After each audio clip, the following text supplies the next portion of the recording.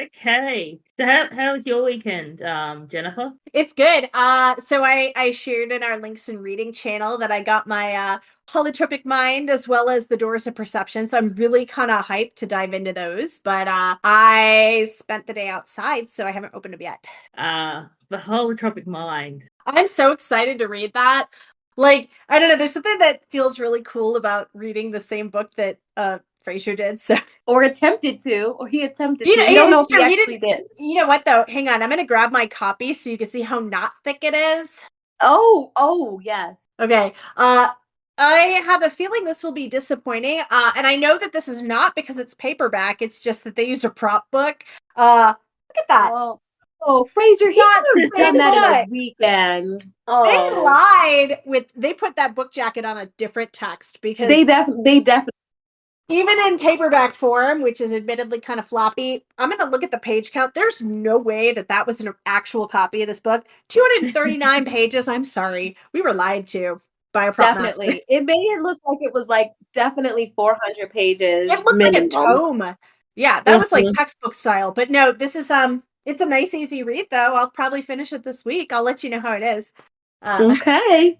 But yeah, we were misled by a prop master. They Yep. needed it to look meaty. They needed it to look They meaty. did.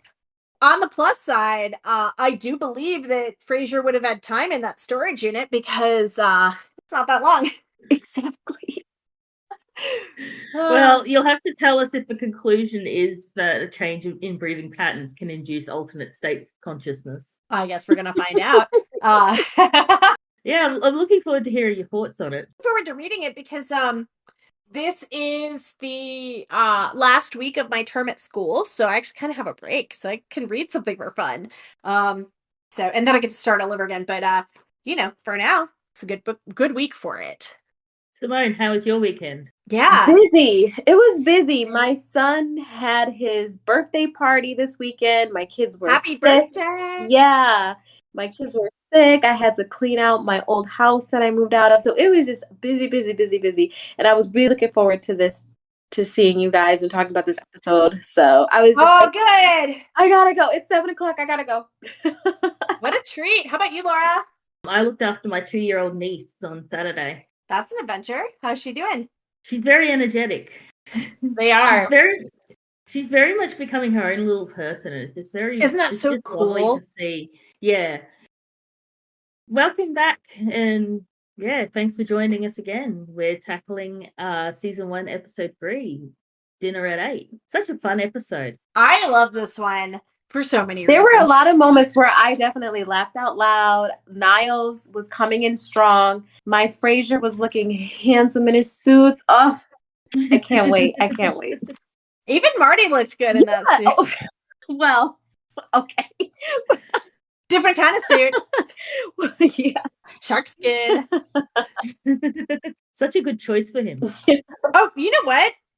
It's wrinkle resistant. That's I can't blame the exactly man. what he said. I know, I hate ironing. I don't think I I've do got too. anything that needs ironing at the moment, just because I don't want to iron. Yeah, Needs ironing, and I like certainly don't own a tie. No. What a good episode, though. Definitely. So should we get into our synopsis? Definitely. Let's do it. All right. So we start at the radio station where Fraser takes a call from Pam, who's avoiding her in-laws, who drop by unannounced all the time, and their solution is to avoid them is by pretending that they're not home. Case in point, the in-laws drop by while Pam's on the phone. Fraser gives his advice, but Pam says she'll follow it next time. I love this setup, like just this phone call, because this is a setup for a joke in the next scene. It's so good.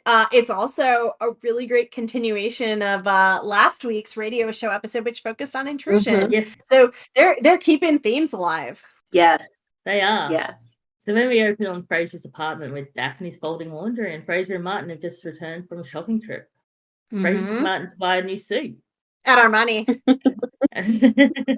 He got that from Armani. Oh, what a good joke. I really love this kind of lost on the way to the destination thing that happened because it's so authentic for them. Yes, definitely. My favorite scene is, I don't know if we get there quite yet, but I like the part where Niles calls Frasier from outside the door, but That's his Yeah. yeah, name. I loved it because it was like it's just like, this is Niles, this is what you get. He's, at level 10 always. So, and this is where we see that he meets Daphne for the first time. I love Yeah, it. it was very adorable. I love this joke because it's set up in the first scene. It's set up in the radio station. So what happens is that Frasier gets a phone call and it's Niles asking if he can come over. And Frasier's like, yeah, sure, I'll see you then. And hangs up and then immediately walks over to the door and opens it to Niles, taking up his It's own so phone. good. I loved it. Well, this is perfect because it's of that era where cell phones were still fairly novel, and so it just bucks expectations, right? You assume he's calling from a landline because why wouldn't he? And then he's there and he's got his flip phone. It's Well, wonderful. speaking of cell phones, there were many moments in that episode where Frasier kept grabbing for Niles' cell phone because he didn't have one. Yeah. It's so funny. So I guess you could say he's a late adopter to technology because I think he does have one later in his car. But right, but he doesn't have one in this episode. No, So, definitely. yeah, you're right. Yeah. So it was just funny. It's so funny to I don't really think of contacts in 2024 when we would do that, unless like your phone battery's dead. Yeah, I mean, like, exactly. other than that, everyone's just got their own and it's always on their person. And this is the idea of taking someone's devices a little novel for us. So Niles was in the neighborhood and he says, well, I love it because it links back to that joke in the first scene where he says, oh, I heard your show and I wouldn't dream of dropping by unannounced. But it's really funny because in future episodes, he just drops by unannounced all the time. It's like It's amazing. All the time. Setting up his character for the rest of the series, basically. That's a good long game. It is. And it's kind of a bit of a callback to The Caller. And like the caller with the in-laws, same thing. Yeah. And it's just so telling of his character that after that he just drops by unannounced all the time. Well, it sort of tells you how much he respects the callers on Frasier's show and the advice that Frasier gives. He's just so dismissive, but in a comedic way. So yeah, and it's one of those jokes that you only pick up the second meaning of it when you've watched the show more than once. I don't know anybody who's done that. Exactly. But it's just one of those jokes that when you watch it for the second time, you're like, wait a minute, Niles always drops by unannounced. Yeah, and this is where he opens that door, literally. So Niles is in the neighborhood wanting an autograph from Frasier for one of his housekeepers. Frasier goes to his room to get a photo, but before he does so, he introduces Daphne to Niles. Daphne, this is my brother Niles. You're Daphne? Why, yes, I am. Well, when Frasier told me he'd hired an English woman, I pictured someone a little more, not quite so. You're Daphne? Iconic. Yeah, it's one of the most significant moments of Frasier canon. Is Niles meeting Daphne for the first time. And I love how I'd argue this is one of the most significant moments in TV history. And I love how his body language just shifts the minute he sees her. And and then he starts, if you listen to the language, he calls her luminous and all of these really beautiful terms to describe her, and I just thought, wow. Over the top. It's amazing. Yeah, he definitely was like literally struck by Cupid's arrow in that moment. Yep. It's so cute. It is. I mean, like, if you think about it too hard, it's not, but it's a sitcom. Yes. Let's think about it lightly. Exactly. Yeah, we'll think about it in fun terms. Yeah. I want to stay in that scene for a moment too, because I don't know, did you guys notice that when Marty was sitting down in his chair, on his little table next to him, there was a whale, a glass whale statue. And I thought that it was like a little tchotchke, And I was like, that's significant because I kind of was like, what's the symbolism of whales? And apparently in a lot of cultures, whales represent wisdom. And I thought, wow, I wonder if that's kind of intentional. What a good parallel. Yeah, I wonder. I always assumed that the nautical stuff was because it's the Pacific Northwest, but I love that. But because Marty is, he's wise in his own way. Yeah. So I wonder if that was intentional or not. But I just noticed that. That's fantastic. Mm-hmm. I also think that's the little last statue that Martin accidentally kicked off the coffee table in the first episode. Really? Huh. I missed I that. think so. Oh, All right, now we got to rewatch. yeah, I gotta go back and take a look. Round 11. I'm just kidding. Yes. No, that I love these little, like, even the physical tie-ins that you get from episode to episode. So now I kind of want to go back to episode 1 and check if that's a whale, because that's awesome. Good spot. Oh, I love these details. It's so layered. So Niles is immediately taken by Daphne and he makes small talk. Small talk. Yes. Yeah, he picks up where her accent's from. Mm-hmm. Oh, and I love how he self-inserts and assumes this joke is so good. He assumes that she's been told certain things, and then when she doesn't recall these things, he's like, "Oh, they must not have talked about me." No, not that. Oh, so good. Like, what a great, like, rapid fire character dynamic. So soon. Mm-hmm. Mm-hmm. And then he's just there playing with Frasier's underwear. I know. Oh. Yeah, if you look too hard at these scenes, it's so weird, but it's really, really well done for comedy value. Mm-hmm. Yeah. And Frasier returns and he yells at Niles for rubbing his underwear over his face. Rightfully so, I think. Definitely. It's I love that because it's almost a metaphor, right? Because that is a direct and visible intrusion on his personal space, but the Yeah. way Niles is approaching Daphne is also sort of by extension an intrusion on his personal space. Mm-hmm. Yes. And I found it odd that Daphne would even be washing Frasier's clothes because she's really hired to help the dad. But I guess Frasier. Yeah, she kind of her job has a Yeah, and I guess Frasier's like, well, yeah, I guess we figured Yeah. he'll get in something for himself too. He asked, she couldn't say no. Yeah. Mm-hmm. What's it? My impression, because he, the way he reacts to the whole fabric softener thing and all of that, I think she took it upon herself to do that laundry, and he's just like, yeah. he's about to cut her off from doing it, and then he's like, wait, never Yeah, mind, maybe fabric that's softener what it thing kinda is. works. Because So I took it as like she's just Yes. a generally very helpful Yes. person, and Yeah. he's like about to resist it, but then it's like, wait, no, this benefits me. Yes. I'll take it. Agreed. He's immediately likes it. I mean, fabric softener, let's be honest, it's a life changer. Yes. So Frasier snaps Niles out of his little spell. And that's when Martin returns back into the room to show off his new suit, shark skin. I love that suit. I think it's perfect for Marty, but it's also just like a really great like moment that sets the tone for the rest of the episode and what happens later between the brothers. I mean, like, it's just the way that they're so aghast at this suit and where it came from, everything about it, like, it's perfect. It's great. I love it when he's talks about how it resists wrinkles and it was bunched up in a mayonnaise jar in the window. So good. Hey, how else to demonstrate it? It's just like one of those I've seen on TV sort of suits. Exactly. Yeah. But it looks good on him. That's the thing, is that it doesn't look, inauthentic or like particularly tacky. It suits him, pun intended. And it's just that his sons are kind of snobby and can't get past. Oh, yeah. And it just keeps coming out and more as the episode progresses, how snobbish they are.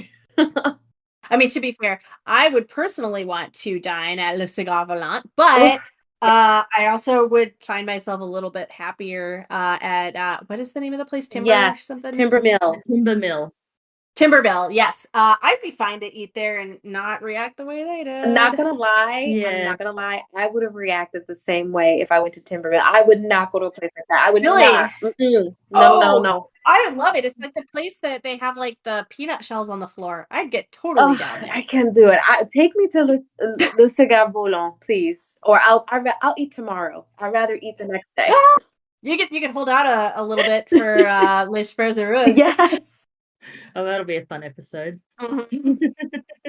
It's always really fun to see the Crane brothers in a dining context of any kind. They do fine dining. But yeah, the Timbermill. They do fine dining well. I mean, they make it an art. Yeah. They do. They also make a different kind of art out of the Timbermill, but I would call that parody. Well, the suit leads Frasier and Niles to wondering once again how they're related to Martin when they differ so much in taste. Mhm. Yeah, there's that great line about like, are we sure he's our father? I mean, like, yeah. And they said they get their Yes. sophistication from their mom. So we confirmed that. I think we talked about that last week. Mm-hmm. But I love this. I mean, this is such a great setup for the episode's ultimate kind of pitting of sophistication against class. Yes. Yes. And there is a difference. There is a difference. Mm-hmm. Totally is. So they decide that they should take Martin to the Cigar Volant for dinner. And Frasier tries to pull the "Do you know who I am" card. He says he has Yes. cachet. Uh-huh. Niles has the restaurant's number on speed dial. That is pretty amusing to me, but if he has the number on speed dial, why don't they have it back? Kind of Yes. telling. Yes. It's a little bit of a one-sided relationship. Have you since he guys also ever can't get the dined reservation. at a restaurant where it was hard to get in? I don't think I've ever. Oh yeah. Really? But here's the thing. So here's the deal, and this is a absolute artifact of its time. In 1993, you had to call for a reservation. In 2024, you have Talk, and so you could get those seats. I mean, obviously, it's still difficult, but you're fighting the internet, not someone on the phone. So, yeah. Mhm. There are restaurants currently where the wait list is like a year or two. Years. I mean, it's Multiple yeah. years. I would Mhm. love to dine there. Yeah, it is an experience, but it's I don't know. I think it's funnier to watch Frasier and Niles do it than the experience yourself, because obviously I think we would act differently. Yeah, my husband and I actually recently dined at a restaurant which had it was difficult to get in restaurant seating. They had Uh-huh.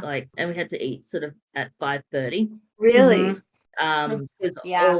all the normal hours were already taken, so it was kind of hard to get to into. It was great meal. It was Oh, I an bet. excellent meal. When I lived in New York, there was a restaurant in Brooklyn that the only reservation you could get was at 11:45 p.m. Because all the other spots got filled, and I was like, do I really want to get this food that badly that I'm going to eat at 11:45? And would it be dinner It was that they would be offering, or Yes, it's usually yes. Yeah. Oh, I did it. It was incredible. But I would call that a midnight snack more so than a regular dinner. Yeah. I definitely ate dinner before I went. So only in New York. only? Only in New York. Yeah, I don't think Seattle's keeping anywhere open, including Le Cigar Volant, that late. I've never been anywhere like New York. It's I went to Los its own Angeles place. last year, Mm. and Oh, that's right. You that saw was the Frasier way- taping. I did, yes. And Los Angeles was bigger than anywhere I'd ever been. It was just massive, just the urban sprawl and everything. It was just very, very different to what I was used to. Yep. I can imagine New York would be much the same. It's different because LA has like you said, the sprawl. Yeah. New York is also big, but it's connected differently. People don't drive as much. I mean, like some people are driving, but there is accessible public transit. So you could have alternate options than sitting in traffic on the 10. But it's so much denser. And I think that's what makes New York so different from LA. The sheer density of that city. Yeah. Seattle's pretty dense too, actually. Just because obviously the broader regions that are outside of it are getting more popular now, but like Seattle itself is pretty small. So, there's a I lot went to packed in. Seattle. I went to Seattle. Yeah. How'd you find it? I loved it. Yeah. Frasier made me want to live there. Yes. In my early 20s, I just wish I lived in Seattle. Yes. Ooh, What decade would that have been? That would have been late 2000s, early 2010s. That actually would have been a good time. I think if I had to pick a time for Seattle, it would be when Frasier was first filmed. So like the 90s was kind of like the ultimate Seattle time. But I actually think that the early 2010s would have been pretty good. I don't know if I'd want to live there now just because tech has kind of taken it over. Mm-hmm. Yeah. Well, Seattle reminds me a little bit of my home city. It's about the same size, I think. Yeah. Okay. It had a lot of greenery. Yeah. That is actually one of my favorite things about Seattle is you just get a little bit outside the city and then you have astonishing nature. Yeah. Brisbane's a bit like that. It's very easy to get. Yeah. like half an hour out of a city, you can be in like rural Mhm. locations. It's pretty great. It's really Yeah. I love Brisbane. Yeah. Pretty great place. But Seattle reminded me a little bit of Brisbane. I can see that. Yeah, and I like the idea of rain. We don't get Mhm. enough rain around here. I love Yeah. rain. You know what? Now that I live in the desert, I miss rain. So yeah, I would join you in Seattle. Anyway, back to the synopsis. This has been Cities of the World. A little detour, it's all right. So Martin begrudgingly agrees to go to dinner at Le Cigar Volant. And when we cut back to the radio station briefly, where Roz is recounting a terrible date with a man who wouldn't touch anything sticky. Is that a red flag? I don't know, for us or for Roz. I love the suit Frasier was in. I love that suit with the stripes. It was just so tasteful. I was just like, okay, he's coming into his character and I love it. And it was just so classy. It's in contrast to his robe with the stripes. Oh gosh, don't bring that up. That's his Muhammad Ali boxer robe. I hated that. But I was just like LL yes. Bean. And I was like, okay, I like that. And I love he was trying to listen to what Roz was talking about, but he was kind of like, I'm not really feeling this. But I love the little cheer that they did. It was so cute where he was like, come on. They have such a good dynamic. I love how it develops too. Definitely. Yeah, apparently the pom-pom bit was improvised by Perry Gilpin. Really? Nice. She did it. It was so smart of her to she grabbed the pieces of paper. That was so clever. Yes. Because it wouldn't have worked any other way. If she did like jazz hands, organic comedy, it would have been lame, you know. And I liked Frasier's tone because it was playful, but it kind of was like, yeah, you got to do this because I'm the personality, so you have to. Oh, I love these trivia bits that you bring, Laura. Like, they're so good. I know a lot of useless trivia. That's always fun. So then we're back at Frasier's apartment. It's Friday, it's evening. Frasier's in another suit. What do you think of this suit? Loved it. I loved it. I loved how he entered the apartment from the balcony with the glass of I'm assuming it was champagne, but it could have been something else. I was just like, oh my God. It was just like so mwah. You're deep in your Frasier crush. I was just like, I want to be there with you on that balcony, Frasier. Take me to Le Cigar Volant. Oh, yeah. I mean, who could say no? He was obviously, he was as Daphne said, he was the Bobby Dazzler. I've never heard that expression before, but I do like it. Bobby Dazzler. I like that. Daphne's getting ready to head out to a poker game. I love this about her. It is so left field, but it also works. Yes. That she's like, especially when she drops that it's actually like, I mean, at least for the 90s, right? And for someone who has just a regular job and isn't ultra wealthy, those stakes are fairly high. $600. Like, oh, just $500 or $600. What? Hell, I've got a good job and I'm financially stable, and those stakes are still high. Exactly. No, I would absolutely never gamble to that tune. So I'm just like, go Daphne. Yes.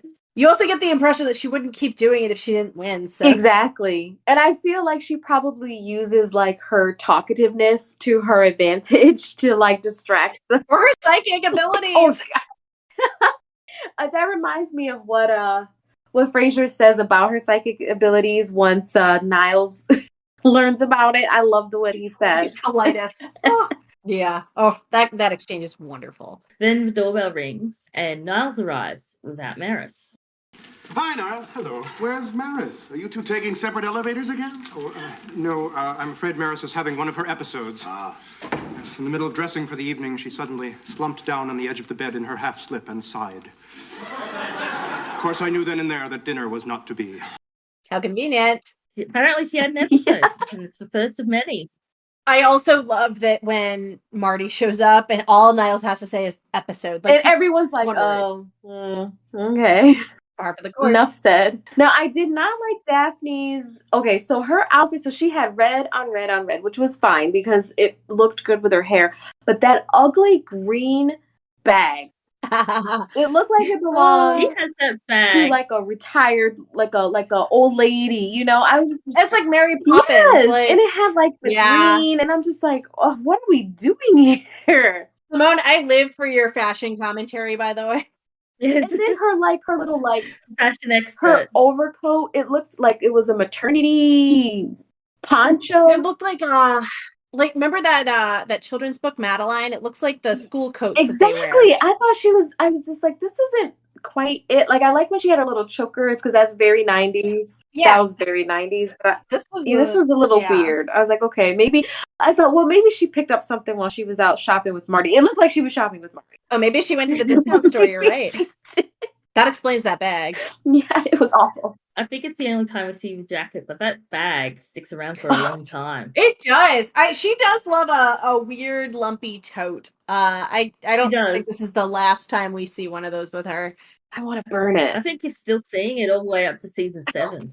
Yeah. Really? I mean, like, she got to carry her dust broom somewhere. Yes. Yeah. And then in that scene when Daphne's like, "Oh, I'm psychic," and I love how Frasier's like, he's like, "She's psychic, and we've decided to find it charming." I just thought that was so lovely. Yes. That was such a lovely way of kind of saying, "Yeah, what are you gonna do?" Yep. Exactly. But I love it because it shows how gelled their relationships already are. Mm-hmm. But 2, it's a great Crane Brothers shorthand because Niles immediately falls into line with that. And he even goes, and he has no reaction other than this is endearing. And goes along with it. Yeah. So yeah, so there's almost like a degree of trust implied there. Obviously he's got hard eyes for her, but it is really fascinating how that line just kind of carries a lot.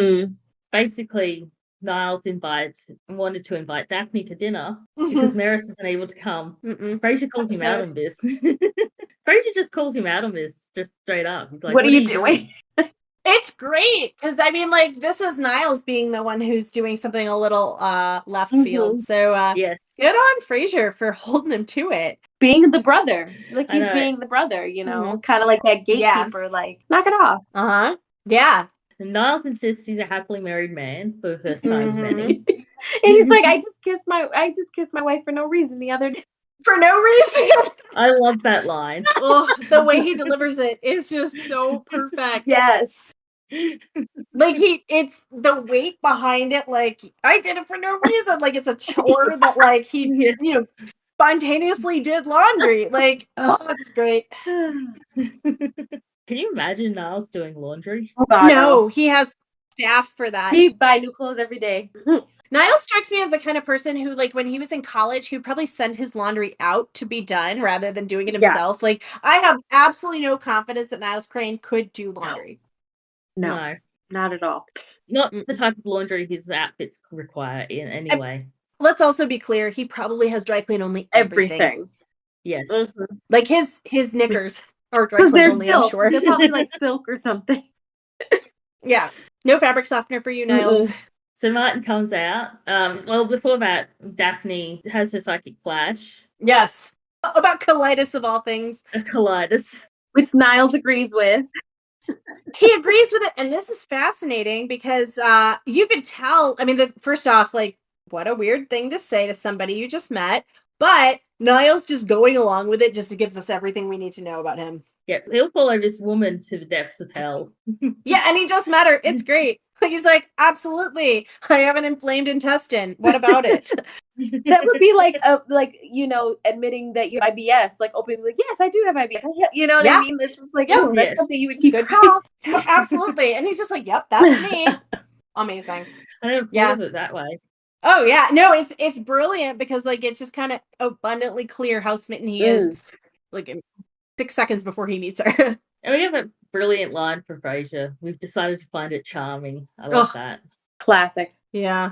And then Frasier's call out, of course, after Daphne departs, you've never had colitis. I know, but I didn't want to disappoint her. Like she would care.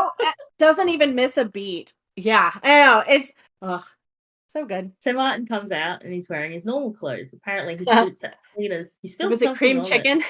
Yes.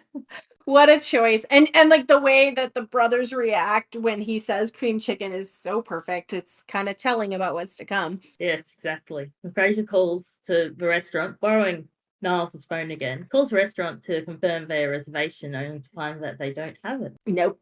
And the layers on the "Do you know who I am" game, where he's like, Frasier, Yes. Crane, Doctor, like just throwing everything at the wall. Oh, it's so good. Crane, Frasier, Doctor. And then Niles gets on the phone. When they've already hung up, which is even better, because Yes. the writers on this show are just knife sharp. Yeah. Yes. Definitely. But it also takes such like exceptional comedic timing I was gonna say the from those pacing. actors. It was perfect. It was perfect because if they didn't pass the phone right, it wouldn't have hit right. Like it had to have been just right Yeah. for him to take the phone, Yeah. be indignant, and then quickly realize the phone is hung up. And then Fraser's like, "Niles, I hung up." Like, and he's like, "Thank God." Yeah. But it's perfect because with any other pair of actors, I mean, like, what are the odds that you're going to get that kind of timing? It shows layers to Niles' character as well. It shows that he's this sporty, indignant person who expects everything, but it also shows he's a coward because he's only going off at him because they've hung up. Because it would have been a dial tone, and when you hung up, He on would someone know. in the 90s, Yeah. you hear that. Brrr. Yeah. Yep. And it's great too because this is one of the times, and because it sometimes I think it takes a while to really pick up on this. But we've seen this show before a few times. This is very abundantly clear Maris's influence because Frasier carries some of the same attributes that Niles has, but I don't think he expects things in exactly the same way that Niles does. Right. I think it was clear that Niles is used to being like catered to, silver platter, and 3 pearl onions. And we'll get there. Yes. and he will have a fit about it if he doesn't have his way. Yeah. The slightest error, right? Ugh. Yeah. So after that disappointment, Martin suggests a place, and Frasier and Niles begrudgingly agree to go. It does. It actually. I'll say this. My personal tastes align a lot more closely with the brothers than it does with Marty's, but I actually was really getting annoyed with Frasier and Niles at how much of a hurdle it was to agree to go with their dad. Like the instant expectation is like, yeah, let's take the alternate plan, but like, nope, your stuff's not good enough for me. Like, obviously, I know that's the setup for the joke, but it actually really bothered me, especially because it was steak, which is not cheap by any means. I mean, it's $8.95 there, so I don't know how fresh it was, but I think like if he had offered to take them somewhere else that I think was maybe a burger place or something, I can see them being like, but I'm like, a steak is a steak. I don't see the problem. But yeah, no, this is I mean, like, to their credit, they do set up this bit very well, but it makes you mad at them because it's like, come on, have some grace. I laid her down. I was like, this is the first time that I found Frasier to be obnoxious. Yeah. So, and I hated that. I think a lot of it also comes from the fact that they're still not comfortable around each other as people. They're still very awkward. They don't know how to speak each other yet. That is true. That is true. Because in later seasons, Frasier even says that he'll take Martin out anywhere he likes. And he's like, even the steakhouse? Yes, even the steakhouse. Yeah. But it takes a while to get to that bridge point. Yeah. Which is authentic, but also it's still so infuriating because it is amusing to watch tasteful Frasier and Niles. It is maddening to watch snob. I mean, you immediately align with Marty. You immediately align with him. But maybe that's the point, is to kind of bring Marty in to say like, look what I have to deal with. Yeah. No, even if you're more of like an Opera and Sherry kind of person, you still kind of hate them for it. So we arrive at the timber mill, and how would you describe the timber mill's decor? German lodge. Yeah, barn-like. Yeah. And I mean, there's a telegraphed moment because you see all of the neckties on the wall, and if you don't know what's coming, it hits like a truck. But if you do see it, you're like, oh, I see where this is going. Now, apparently there is a real timber mill. I'm pulling it up now, but I did kind of scroll through the Frasier Reddit, and I did find in the Frasier community that the timber mill does exist. I'll send it to you guys. And apparently it is podcast field trip. Yes, and it is in Arizona. It's in Phoenix. Come visit me. Have you gone? I'm not in Phoenix, but I'm not far. No, because I didn't know this until you just said it. And they have the ties. All right. I'll have to send you the picture. I'm a couple hours away, but come I need you visit. to go on. We could do a live version of the I need you show to and go to the report Timber Mill. live on location. This is fantastic. I will wear a tie. I'll go to a thrift store and find a Hugo Boss tie just for the Well, occasion. apparently they sell ties there for $3.50. Even better. So each of us can pitch in 75 cents or so. I love this. I will go and I will get all the fixins.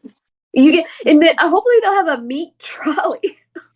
I would love it if they had a beef trolley. You have no idea. I'm Googling this right now. I did side with Fraser where he goes, "Can I have something refrigerated, please?" It's, you know what? It's unsettling, but at the same time, I mean, has anybody who ate there? I mean, like, did they die? No. But it's kind of like that. This is still in business. It kind of reminds me of the restaurant. I don't know if you guys have been there it's called Cheesecake Factory. I don't know if they have that in Australia. Uh-huh. But I do remember, like, after your meal or whatever, they'll bring, like, a plate of their desserts. And if you don't know, you're thinking, am I eating that? That looks, ugh. You know those are plastic, right? See, I didn't know that. I thought it was real. Okay, yeah. No, okay, I could share this much, because I was just like, please don't be disturbed by it. They are actually fake, and they're just made to look like whatever is on special that day. There is absolutely no way that a real cheesecake would sustain that many hours at room temp. So yeah, no, those are plastic so that you don't have to feel gross about it. That I do know. Yes, they do fresh that every day. Yes, that I do know. The Cheesecake Factory is plastic. Okay. Yes. So everyone's dressed casually as it's a casual restaurant, but Asia and Niles are there in suits and ties. They're very conspicuous. And as they come in, like a waitress says, "Oh, there's a dress code." And they immediately assume that she's talking about Martin.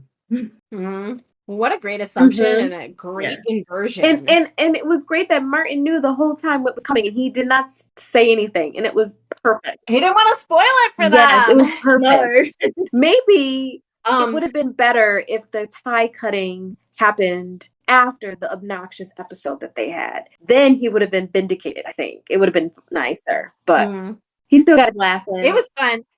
Ladies, I have important news. Timbermill. The real restaurant that is inspired by the Timber Mill is not 2 hours away. It's in the city I live in. I'm going. Have to go. This is literally like a very reasonable distance away from where I live. Wow, you must go. I'll report back. You must go on the I'm gonna journey. wear a tie. I'll invite my parents. We have actually a very similar dynamic to Fraser and Marty, so this will be perfect. And then you can come tell us what it was like. Oh, okay, this is happening, and I will. So will you back. order a Stoli Gibson? I don't know if I would. Only if I can get 3 pearl onions, not 2, not 4. I love when Fraser goes, if you bring will more, send it he will back. send it back. Yeah. Oh, wow. This field trip is happening. Okay. Yeah. It's meant to be. Definitely. It's not only is it meant to be, this is like I'm looking at Google Maps. I don't want to dox myself, but this is incredibly close to where I live. Thank you. I am so grateful. You gotta go now. We gotta give a shout out. We gotta give credit where credit is due. That is on the Reddit community. Who gave us that? That was Genuine Jenna. She posted that a year ago. So if she ever becomes a listener, we have her to thank, and she can definitely send us a message if she ever becomes one of our listeners. Shout out to Genuine Jenna in the Fraser Reddit community. Thank you so much for that. Yes. Oh, amazing. So keep listening so you find out the results of that field trip. Yes. Right? Oh, I will try to order a Stoli Gibson with some pearl onions, but I'm not going to be a Niles about it. I think that's mean. Because, I mean, we learned some lessons about how to appropriately treat waitstaff, and I'm not going to make the same mistake the Green Brothers did. He's identical in the way he orders his steak as well. The filet mignon. Not too lean that it lacks flavor. The whole thing. Not so fatty that it leaves residue. And I think, what does he refer to the color as? Like mauve? Oh, amazing. No, it's somewhere between, I think, a pink and a mauve. Yeah. I do have to say, that is actually a steak temperature I would enjoy, but I'm not going to be that pedantic about it. No. But that is the correct temperature for me. Marty just gets frustrated because Fraser's there going, "Can I see the other side of this one?" That part's funny, but also incredibly disrespectful. And Marty's just like, we'll get these free, medium rare. Mm-hmm. It's He you just know what, orders like for them. I love how he is so decisive in that moment, and he basically gives them a free bailout for their just garbage behavior. And it's such a good inversion because in any other context, if they were at Le Cigare Volant, Frasier and Niles would be the one generously ordering for the Mhm. table because they wouldn't trust Marty to behave correctly. But the flip on this is so perfect because they're the ones acting like idiots in Marty's context. Yeah, and Marty even Yep. says, he's just like, everyone in this restaurant is enjoying themselves. Why can't you? And it's just really true, because at the end of the day, when you go out to eat, you're really just there to enjoy yourself. You're not. Yes, you can pick apart, the wait staff and the service, but it's like you can also just stay home, right? Like, Mhm. Yeah, and I think that's the distinction, and this it's such an important part of the lesson that the brothers learn. It's the distinction between being a connoisseur and a snob, Exactly. Yeah. Exactly. and they really need to learn that lesson. I was so And, I mean, I think disappointed. they get it kind of repeatedly, but this is the starkest Yeah. one. Yeah, I didn't like it. I really felt that Marty was hurt. Like, he was embarrassed, but also just hurt. Yeah, right, because they're basically taking something that he finds joy in, and they're stepping Yeah. on it. And as a parent, there are times when, like, I think I'll introduce something to my kids that I think is cool, and they don't think it's cool. And they've learned just like, okay, mom, that's great. Because if they were any other But way, they're not rude about it. I really might be hurt by that, because it's like, as a parent, you do want your kids to accept you. You do want your kids to kind of like what you like, But also as a child, you want your parent to like what you like too. So it's definitely an ongoing dynamic that I think is interesting. But I think there's more here, and that more is the serving staff there is collateral damage in their snob battle. And so and that's what I think he's really And that's mad not about. fair. It's not, That's not fair. do you like this? It's, can you at least be graceful about it? Because I mean, like, frankly, they're bad diners.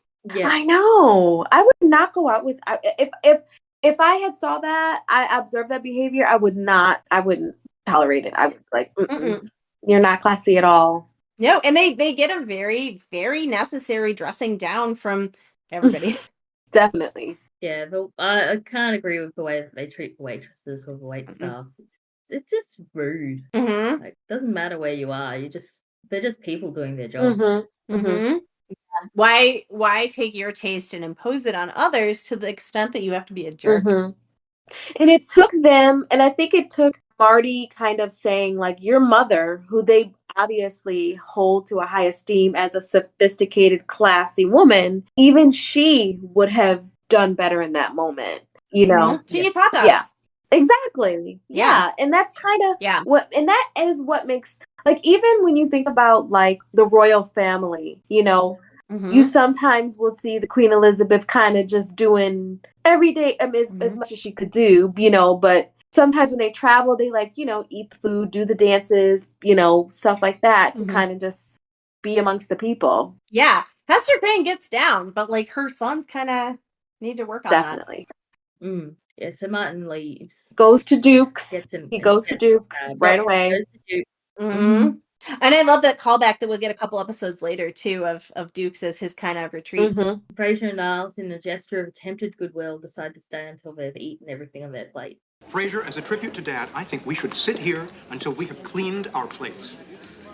Well, I'm game if you are. This is an interesting. I wanna hone in on the words that you said. Attempted goodwill, because it's for them. Yes, it's not for anybody else, and I think that really highlights that this, even in that moment, they still haven't learned their lesson, and they're acting like kids, literally. Because I have had this conversation with my kids. Like, I'll go through and cook all this food, and they don't want to eat it, and I'm like, oh no, you are going to eat this. You're going to eat it, and they're just like, You would have thought I'm like, it's performative. Yeah, and I'm just like, you guys, it's food. At the end of the day, it is food. Put some ketchup on it and call it a day. Yeah, and that's actually what they should have done. Basically, but, instead they had to make it painful for everyone around them. I think that here's what I think. I think if it was just if it was just Frasier. So if it was just Frasier and Marty, I don't think it would have gone that way. It was Niles who brought the pettiness down. It's the dynamic that they have as brothers And this is interesting because I do think they grow throughout the series, but in this instance, they bring out some of each other's worst qualities. Yeah, they do. But I guess that's what siblings do, though. So kind of pick at you until you act out. yeah. Yeah, and it also, because the end credits show the restaurant's mostly closed for night and board staff are just waiting for Fraser and Niles to finish their plates. And it's continuing to treat the wait staff poorly. Like at that point, they just want to go home. Right. Yeah, he wrecked their night. Yes. They wrecked their night. Yeah. It continues to be rude. Yeah. And I hope and pray they tipped well. I'm gonna assume they did. I think they're actually pretty good tippers because I think that they would see it as a reflection on their status. Definitely. But I don't think they're good tippers because they want to. No, exactly. Now, I think that they did order the mud pie, so when you do go there, please also order a mud pie. I'm going to see if it's on the menu. If it is on the menu. I sincerely hope it is. We're going to find out. So, by the way, the actual restaurant is called Pinnacle Peak. Okay. Let's check out the desserts. There is not a mud pie at this time, but they do have milkshakes. Okay, well, you can use your judgment. I am absolutely there's options here. I'm going to be excited about this. I don't know if there's a beef trolley. I hope there is, but there is such a thing as a cowboy steak. Ooh, I'm here for it. Yeah. Bring your appetite. Yes. And a time. I guess going back to the way the episode closes out, do we think that lesson hit home? No. I didn't like how it ended. I didn't like the ending. I just felt like it was like, meh. Yeah. I didn't like it. It's kind of in a way unsatisfying because you'd want them. I mean, like in the end of the first episode when Marty said thank you and they kind of resolved stuff, that's closure. This time I think we just got some jerk behavior that never really got fixed. I think what would have been a natural sequence of events would have been maybe Frasier goes to work the next day, tells Roz tells him he's being a jackass. He kind of thinks about it and then tries to reconcile. Apologizes. Yeah. And then like when Niles comes over unexpectedly, he would probably say, we really should kind of apologize to Dad, or something like that. Like I felt like that probably would have been the more, Frasier thing to do. But at the same time, as much as it's like grating that they don't seem to have learned their lesson at this time, it's still a really funny episode. So it's it's a weird thing to balance because I laughed. Yeah. I just laughed so hard. I had a good time. I really found Niles funny in this episode. He was really funny. He's on fire. I mean, Sir David Hyde Pierce delivers every time. So But yeah, this is and I think this is one of the beautiful things about television is like you can kind of be mad at the characters and you're still going to come back for the next episode. Exactly. So. You're going to be right there the next day. Yeah. Yeah.